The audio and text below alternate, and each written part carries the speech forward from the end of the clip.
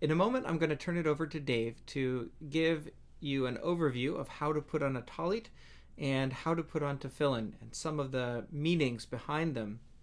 Before that, I just want to give a little introduction. The tzitzit, the knotted fringes on the tallit, or on the tallit katan, as Dave will explain, they represent the mitzvot, or the commandments that are associated with God's unique covenant with Israel at Mount Sinai.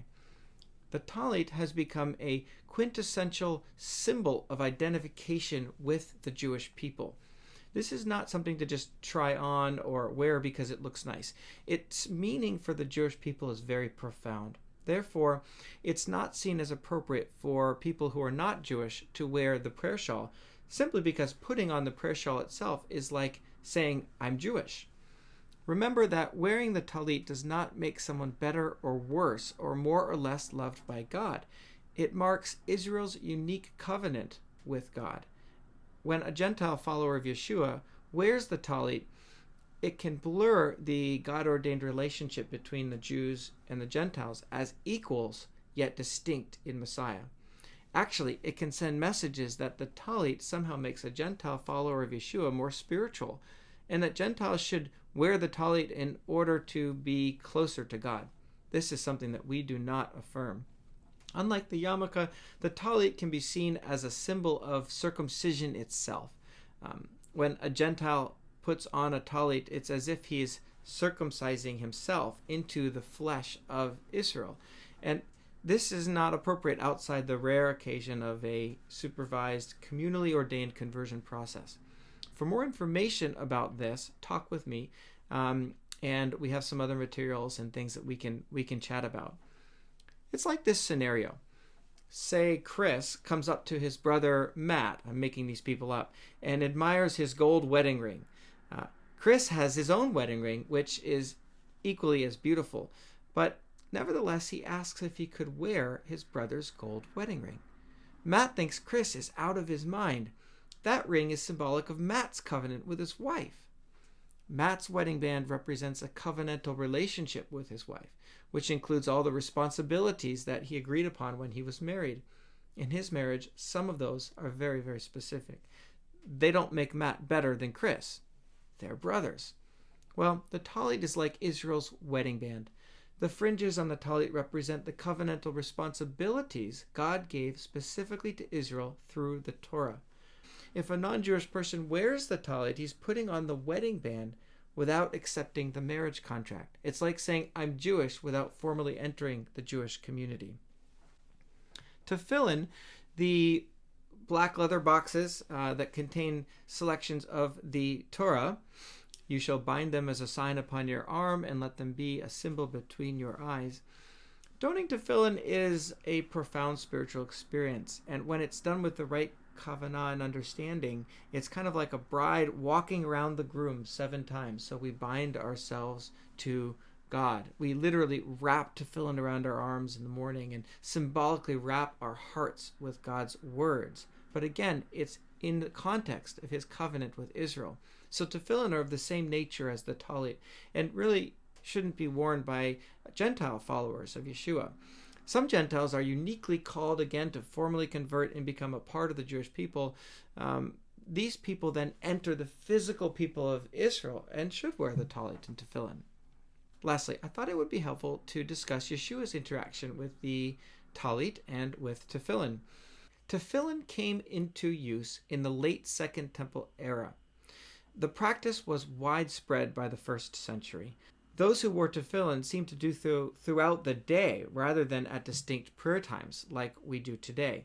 Tefillin passages were not set, and based on discoveries at Qumran, they were likely in use all around the region. We found a lot of 1st century tefillin. It remains a mystery as to whether the people of the Galilee, as we'll learn about in our later teachings this unit, whether Yeshua and his disciples would have worn them at times or if at all. The practice was still developing. It was an innovation and had not taken root among the people of the land. Now, in Matthew 23, we see Yeshua critique the Pharisees for wearing their tefillin wide and doing it for show. He wasn't saying, don't wear tefillin. Instead, he was saying, don't wear tefillin for the wrong reasons. Don't make it big and showy and say, look at me, I'm holy because I'm wearing tefillin. It syncs with his teachings against hypocrisy. Pray to your Father in secret, and your Father in secret will reward you. Tefillin is intended to be an intimate moment between a Jew and his or her Creator. Also in Matthew 23, Yeshua critiques these same people for making their tzitzit long on their garment so that everyone would see how special and how holy they were. Again, he's not critiquing the practice of wearing tzitzit. It appears that Yeshua did wear tzitzit in Matthew 9:20 when the woman who had an issue of bleeding reached out and touched his tzitzit and she was healed. So we don't know exactly what it looked like for Yeshua and his disciples, but we know that he interacted with these traditions, and we know that done with the right intentions and as an act of intimacy and covenantal fidelity with God as a people, it's a very special and holy act. Hey everyone, Rabbi Nathan asked me to do a quick overview on the mitzvot of Tallit and Tefillin. I'll try to keep this quick. There's a lot to talk about. There are a couple of important mitzvot, and one of the things that I really like about them is that they take the text and what God asks us to do very seriously. There's no trying to over-symbolize it or over-spiritualize it.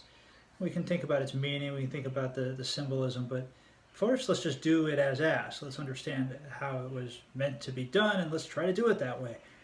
They kind of express the Jewish value that there's not a harsh definition, a dichotomy between physical and spiritual is not a Jewish value at all, and they're very much intertwined. In fact, where some people put the spiritual first in Judaism, it's more likely that we would put the physical first, understanding that the physical affects the spiritual and and it affects the emotional. So the mitzvot, wearing a tallit, which I'm sure you've all seen, in a service or you do at home perhaps, is something that these are things that are not just for Shabbat, they're for everyday prayer life. So the passage in Numbers, where the primary passage, we say it's one of the paragraphs following the Shema, where it talks about the commandment of tzitzit. It's not about the talit. The garment isn't the key thing. The key thing is the fringes. The Lord said to Moses as follows, "Speak to the Israelite people and instruct them to make for themselves fringes on the corners of their garments throughout the ages. Let them attach a cord of blue to the fringe at each corner." This is from Numbers 15 at the end of the chapter. "That shall be your fringe. Look at it and recall all the commandments of the Lord and observe them, so that you do not follow your heart and eyes in your lustful urge." It's the tzitzit are really intended to be reminders and markers of our identity. Here I have a talit katan. Now this is something that people will wear sometimes under a shirt or another garment, and will wear it all day. You can see the tzitzit right here, and then the way they're tied is meaningful, and we can get into all that at some point. I don't wear one of these myself day to day. I know many people do, but this way, because it has four corners, you put the four corners, and this way we put it on this garment. We don't have to put it on every four-cornered garment that we wear, is the usual interpretation. The way I observe this mitzvah, and many others do this as well, is really about wearing a talit during morning prayer. In more liberal Jewish circles, that's a little bit more common. And you'll see on my talit, I actually have this is rare. You're not going to see this too often because it's only recent that there's a consensus has emerged about how to get the particular blue color when it's talking about let them attach a cord of blue, right? So it's called the Hebrew word is techelet, and we know it's a kind of blue. The commentators have told us this, but we don't know the details until recently. Some people have done research, and a kind of consensus of rabbis has come to believe that there's a particular blue. So you can get it online from Israel. They'll ship it to you. They make the blue. But it's still rare enough, and some communities don't really accept it, that you won't see the blue too often. But you'll see in this interpretation, you do a thread of blue on each side. So it's actually 2 per 8 strands here. But usually, I think the way most people do it is you buy a tallit. You can make your own, but it's easy enough to buy one. And that's usually what people have, or when they receive at their bar mitzvah or bat mitzvah. If you're in the Koran Siddur, and you're probably also reading this, if you have an art scroll Siddur, that's you'll find it there as well. But in the Koran Siddur on page 15, we have a section here, and there's a few prayers, and I usually go through these when I'm putting this on in the morning. And it's one of the first things I do after washing hands. One of the first things I do is put on a tallit as part of my routine for morning prayer. So standing up, say there's a little meditation intro, and you say English or Hebrew, whatever makes sense for you. It's this Barchi Nafshi, bless the Lord my soul, is part of a verse from a psalm there. And there's a blessing. There are also, you'll notice in the Siddur, a few kavanot, or sayings that are said by some that have a little bit more of a Kabbalistic fringe. I would encourage you to read them. I don't usually say them day to day, but many people do. Be familiar with them. It might give you some food for thought and something we could discuss later in the class. And then, of course, so there are there's a way you hold it, and a lot of times you'll have the bracha right there in front of you, very easy. So what I do is I read the bracha, and it's important to think about how you're doing this, not as just another routine or a thing you're doing to get dressed, but as a way to observe a mitzvah. And a mitzvah is actually it's related to the word to connect, or to bind, to bring together. So in this sense, we are, and you'll see this in these kavanot that are in the Siddur as well, binding ourselves to God and drawing closer to God by doing these things, and making our minds intending to do it that way is a big part of the tradition. So you say the blessing. Again, you can say Hebrew or English if you're not comfortable with the Hebrew. It's of course you can do both. Say the bracha. I usually kiss the little edges of the atara here and put it on. And here you can take a moment to sit in this presence. There are a few other lines from various prayers that I'll say at times in this. But when I'm in this, you're putting on a tallit like this, and you wait for a second, and then just put it on. And depending on your tallit, sometimes you'll have a big one, sometimes you'll have a little one. You can just make it so it works. And you usually have 2 of the tzitzit in front and 2 in back. So there, and this is, it's only for morning services that the tallit itself is worn. Again, people who are wearing tzitzit on a tallit katan, the kind of an undergarment tallit, will wear that throughout the day. But for a tallit gadol, that like this right here, during Shabbat morning services, you only wear them in the morning service, with the exception of Yom Kippur. That's the tallit. There's another little Maya Karchas Techa Elohim. There's a verse from a psalm here. How precious is your loving kindness, that I'll often say at this point. And then my attention usually turns to tefillin, the next thing you do. Of course, it's early in the morning, usually when I'm doing this, so my attention is not good, but they do say it is important, cheshbon hanefesh, the idea of focus is important, because you can say the wrong blessing. So it's good to try to focus on what you're saying, and it can easily become routine or rote, and it's good to not let it go this way. So tefillin come from a different part of another blessing we also say, or a paragraph we say, as part of the Shema. And we know the first line of the Shema, but there are also 3 additional paragraphs that we say, and in 2 of them, we have is Deuteronomy 6, right? You shall say Shema, and they say, take to heart these instructions which I charge you today. Impress them on your children. Recite them when you stay at home, when you are away, when you lie down, and when you get up. Now, these commandments, this part of the Torah is very important to the rabbis who kind of began to formulate these traditions about how we observe these and how we interpret these. When it says, bind them as a sign on your hand, this is 6:8. Bind them as a sign on your hand, and let them serve as a symbol on your forehead. So for that reason, we have 2 different tefillin. I have one here for the Shaliad, which is on the hand, and one is Shalrosh for the head. So we actually literally take these words. These, when Moses says these words, we actually take these words, and they're actually inside.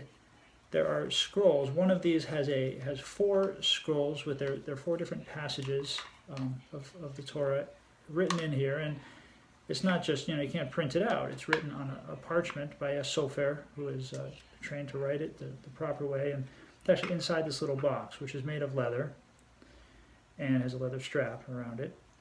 And now I'm left-handed, so I'm going to do this a little differently from anyone who's right-handed. You put it on your non-dominant arm. So I actually put this on my right arm. That's less common, right? Most people are right-handed, so most people put this on their left arm. But by doing this, we observe the commandment. And if you can see there's a Tefillin. It's just the following page in this Siddur. And there are 2 brachot, since there are 2 Tefillin. One is, there's a brachot mitzvah. Bracha is blessings for performing a mitzvah, right? It sets our intention that we are to perform the mitzvah, and it also just thanks God for giving us the opportunity to do this mitzvah. So the formula you're probably familiar with. This is the same as for Hanukkah candles. Blessed are you, Lord our God, King of the universe, who has made us holy through His commandments, and has commanded us to, in this case, to put on the tefillin. So there are different traditions. If you have a tradition from your family that you grew up with, or from the rabbi who taught you, you should stick with that. So I just have what I grew up with. I may have diverged a little bit, but what I usually do is attach it. We bind it to our hands, and it should be close to the heart and the inside of the bicep. And what I do is wrap it around 3 times here to make kind of a letter shin. Some people don't do it exactly this way, and then wrap 7 times around the arm. Again, for specific instructions on how to do this, I can point you to good videos that give more details, about exactly how to do it. And just preliminary, wrap this around your hand. Mine's probably a little bit too long for me here, but wrap it around your hand. And then we're going to finish this one later. We're going to come back to it, and we have a tefillin sheliad, or shalosh, tefillin shalosh, a tefillin for the head. You'll notice this one has a shin on it. It has a shin also for a weird one with 4 branches. I don't remember offhand, honestly, the reason for that. And this one you just put on your head, right between your forehead and even.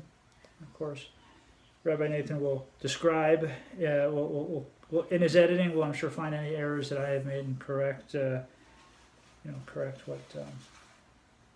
what information I've given you. And so at this point, and there's another bracha. As you're doing that, there's a second bracha that you say, which is, instead of, it should be a little bit different. It is Asher Kitshanu B'Tzvotav, who has made us holy through His commandments and commanded us about the commandment of tefillin. So it's the second blessing. You say that as you're putting it on. Again, there are some more kavanot here which you can read, and psalms that you can say. The key one is next, is when you kind of unravel this. And we're going to make go around the middle finger 3 times. You say, for each one you say a line of, this is from Hosea. Ve'erestichli le'olam, and I will betroth you to me forever. Ve'erestichli betzedek, and I will betroth you to me in righteousness and justice, loving kindness and compassion, and I will betroth you to me in faithfulness, and you shall know the Lord. Right, for each line there, you go once around your finger, and then back around, and your hand, it looks like a shin, and your finger there, it looks like a dalet kind of. And again, we can point you to videos for instructions and details that are going to do a better job talking through exactly how you do it.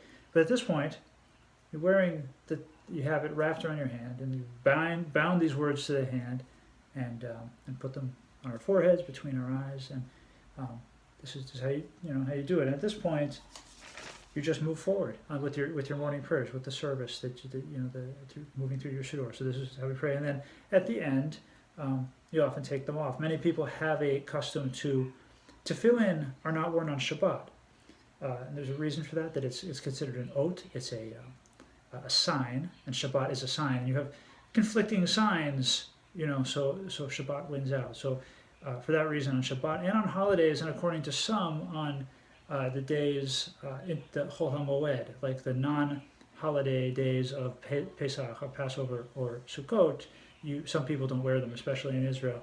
I usually wear them on Chol HaMoed days, but not on festivals, or obviously not on Shabbat or the actual festival days. Maybe if you have these at home, or if you get a pair, and as a Jew want to take on these mitzvot, I would encourage you to do it. And it doesn't have to be. You may not get it right away. Take on wearing tzitzit with a tallit when you pray first, and then this is what I did when I was reconnecting with mitzvot, was to pull out my old bar mitzvah tallit and start wearing that, and when I was praying, and then learning more and more as I went, and the same with tefillin, and now it feels natural. So don't be intimidated by it, and and I can certainly find good resources on, and we'll provide good resources on how to do this in your own practice as a way of drawing close to God. All right, I hope that's helpful.